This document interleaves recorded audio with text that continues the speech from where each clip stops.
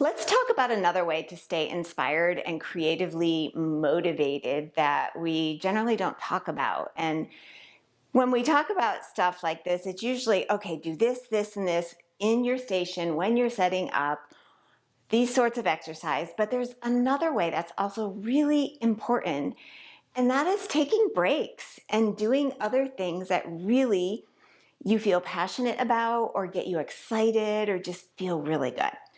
So I try to build that into my schedule on a regular basis, whether it be just taking a walk in the evening in a section of our neighborhood that we love and seeing the horses that are out, or a yoga class, whatever it is that keeps you feeling a good energy and inspired, including doing nothing for the day. That is just as important.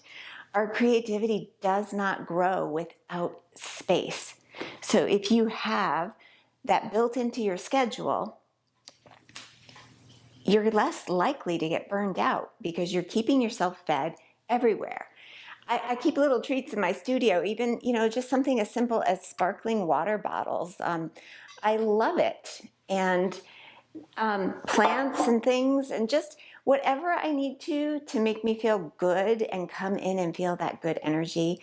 And then I do have days where I do absolutely nothing because I've learned over time that it's really important.